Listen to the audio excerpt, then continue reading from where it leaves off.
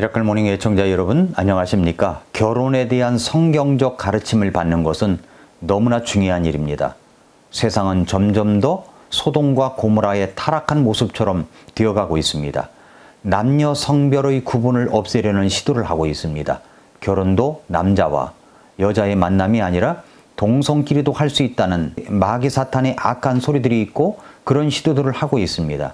결혼의 아름다움과 신성한 모습들이 점차로 희석되어져 가고 사라져가는 것 같아서 정말 안타까운 마음이 있습니다.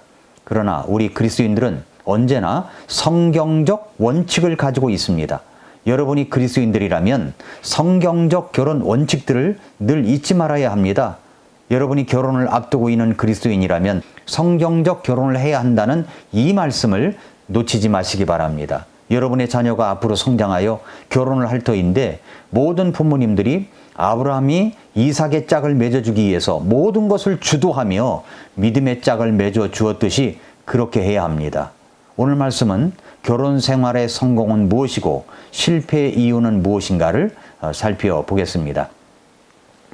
성경적 결혼을 위한 그리스도인의 표준 설정과 결심이 있어야 됩니다.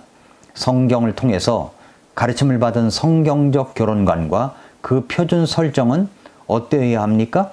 먼저 첫째는 상대방이 그리스도인입니까? 하는 겁니다. 고린도후서 6장 14절에 보면은 너희는 믿지 않는 자들과 더불어 공평하지 않게 멍에를 같이 매지 말라. 의가 불의와 무슨 사귐을 갖겠느냐? 빛이 어둠과 무슨 친교를 나누겠느냐? 라고 했습니다. 결혼을 앞둔 자매가 찾아와서 이렇게 말합니다. 목사님, 제가 정말 좋은 짝을 만났습니다. 나하고 그렇게 잘 통할 수가 없습니다. 저를 또 얼마나 사랑하는지 모릅니다. 믿지 않는 것만 빼고 다 잘 맞습니다. 라고 합니다.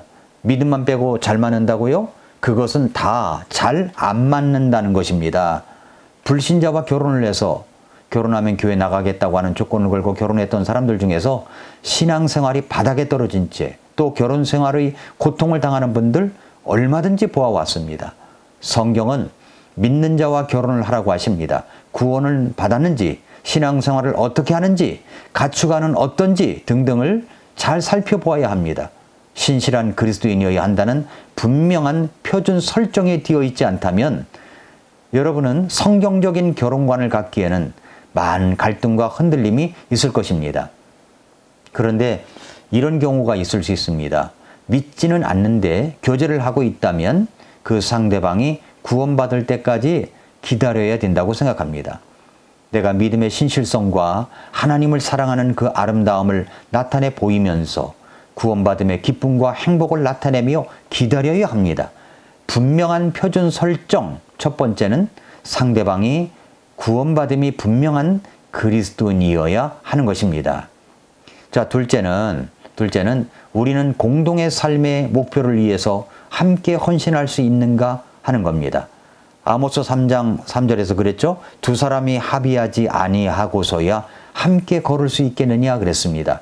상대방이 구원받음이 분명한 그리스도인뿐만 아니라 주님 안에서 주신 꿈과 가치를 가지고 함께 그 공동의 목표를 위해서 헌신하며 살아갈 수 있는가 하는 것입니다. 주님 안에서 주신 사명과 깨달음을 가진 공동의 가치관을 갖고 살아간다는 것은 정말 행복한 일입니다. 자, 세 번째는 우리는 결혼 때까지 육체적인 순결을 유지할 수 있는가 하는 질문입니다. 데살로니가전서 4장 3-4절에서 하나님의 뜻은 이것이니 곧 너희의 거룩히 구별되는 것이라. 너희는 음행을 삼가고 너희 각 사람이 거룩히 구별함과 존귀함으로 자기 그릇을 소유할 줄 알되 라고 했습니다. 결혼 전 두 사람은 물론 사랑하는 사이입니다. 그럴 때 남자는 여자에게 말하기를 사랑하는 사이니까 함께 잠을 자도 좋은 것이 아니냐고 여자에게 말합니다. 그럴듯한 제안이죠? 사랑하는 사이라니까. 어떻겠습니까? 그러나 이것은 결혼 첫날 밤을 맞이하기까지 순결을 지켜야 하는 것이 성경의 일반적인 원칙입니다. 정말 사랑한다면 결혼 첫날 밤을 맞이하기 전까지 지켜줘야 하는 거죠. 그렇지 않고 잠자리를 같이 한다는 것은 유욕을 채우기 위한 연애로 볼 수밖에 없습니다. 성경은 그런 유교계의 연애를 하는 것이 얼마나 우리 모든 인격과 삶을 파괴하는 결과를 가져오는지 우리는 알고 있어야 합니다. 그 말씀은 이제 제가 다음 시간에 전하도록 하겠습니다. 유교계의 연애의 결과가 무엇인가는 다음 시간에 전하도록 하겠습니다. 정말 내가 나의 신부가 될 자매를, 신랑이 될 형제를 사랑하는 마음이 크다면 서로 결혼 첫날 밤이 되기까지 기다려줘야 합니다. 지켜줘야 합니다. 네 번째로 우리는 양가의 부모의 동의를 얻는 일에 주님을 의지하겠는가 하는 겁니다. 골로새서 3장 20절에 보면은 자녀들아 모든 일에서 너희 부모에게 순종하라. 이것은 주를 매우 기쁘게 하느니라 라고 했습니다. 성경은 부모에게 순종하라는 말씀을 하시고 있습니다. 그런데 성경은 부모에게 순종을 하는데 모든 일에서 라고 덧붙였습니다. 내가 순종하고 싶은 것만 순종하라는 말씀이 아닙니다. 성경은 모든 일에서 너희 부모에게 순종하라고 말씀하십니다. 이렇게 하는 것은 우리를 구원하시고 자신의 모든 것을 주신 우리 예수님을 매우 기쁘게 하는 것입니다. 그렇다면 우리 주님을 기쁘게 해드리는 것이라면 그렇게 해야 하지 않겠습니까? 우리 부모님께 모든 일에서 순종해야 합니다. 결혼을 하려고 하는 배필이 될 형제를, 자매를 만나는데 부모님이 잘 이해하지 못해서 반대하는 경우가 있을 수 있습니다. 부모님이 생각할 때 그 기준에 못 미칠 때가 있죠. 저도 저의 딸들이 배우자를 선택하여 부모의 허락을 받을 때 늘 전제 조건을 붙였었습니다. 아빠가 오케이 해야만 할 수 있는 것이다. 아빠가 만약 아니라고 한다면 어떻게 하겠니? 그럴 때 저희 딸들은 아빠가 아니라면 아닌 것이라고 대답을 했었습니다. 아빠로서 그렇게 말해줄 때 우리 딸들이 참 고마웠습니다. 그래서 아빠의 오케이를 받으려면 어떤 기준에서 배우자를 선택해야 하는지를 잘 알고 있었기 때문에 교제를 함부로 하거나 가볍게 하지를 않았습니다. 신실한 그리스도인 청년들이 그렇게 하듯이 말입니다. 부모님이 허락할 때까지 기다리는 것, 이것이 내가 결혼을 할 때 취해야 할 표준 설정이 되어야 합니다. 저는 저희 딸들이 참 좋은 배우자를 만났다고 생각합니다. 저희 사이들이 참 너무 좋습니다. 나는 그렇게 좋은데 하나님의 뜻이라고 믿는데 부모님이 반대하면 어떻게 해야 합니까? 그때는 부모님이 허락해 줄 때까지 기다리는 것이 좋습니다.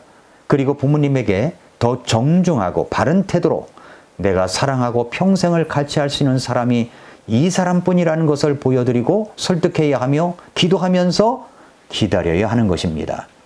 다섯째로 우리는 주님의 때에 결혼까지 기다릴 수 있는가 하는 질문입니다. 자, 전도서 3장 1절에 보니까 하늘 아래 모든 일에는 시기가 있고 모든 목적한 것에는 때가 있도다 라고 했습니다. 모든 것이 가능해도 그 때가 우리 주님의 때에 맞아야 되는 겁니다. 우리 주님의 때에 해야 하는 것입니다. 이렇게 그리스도인으로서의 결혼을 표준 설정해 놓고 주님 안에서 그런 배우자를 만나도록 기도해야 합니다.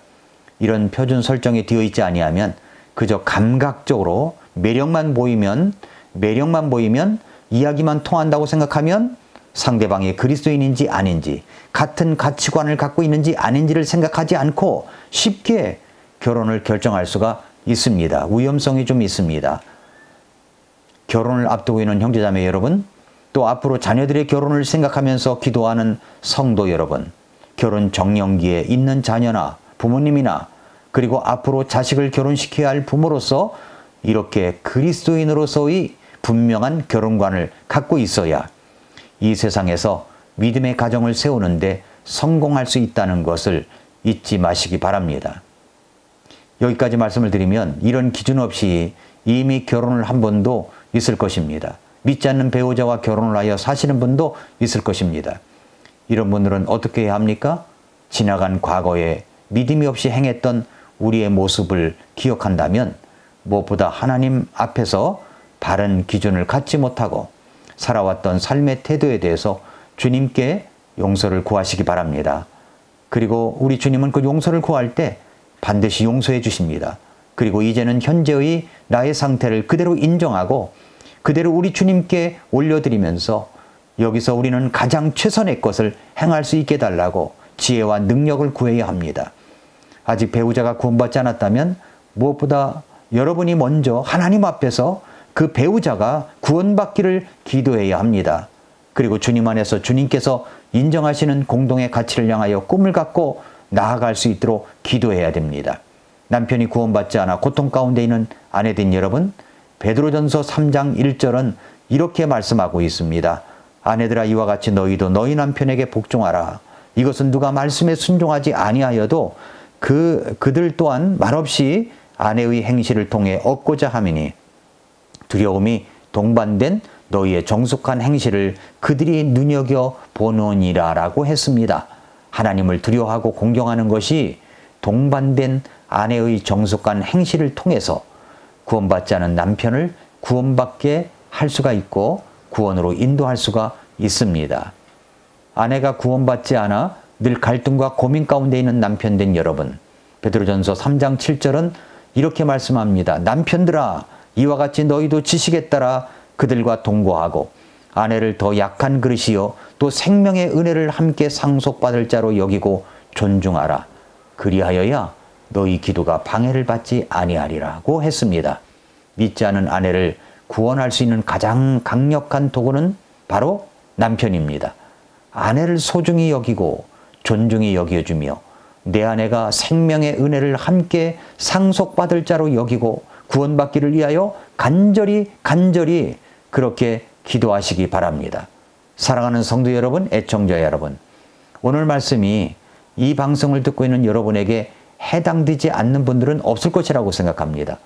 결혼을 앞두고 있는 형제자매는 물론이고 자녀의 결혼을 앞두고 있는 부모님들, 그리고 자손들이 올바른 믿음 안에서 살아가도록 그렇게 기도하면서 참 애쓰는 우리 할아버지 할머니들도 자손들이 분명한 믿음의 설정, 결혼의 표준 설정이 있어야 함을 알고 기도해야 될 것입니다. 그렇습니다. 우리 모두는 그리스도 안에서의 결혼에 대한 분명한 표준 설정을 해놓아야 합니다. 그래야 하나님께서 원하시는 경건한 가정이 타락한 이 세상의 문화의 빛과 소금으로 자리 잡게 될 것입니다. 오늘도 미라클 모닝입니다.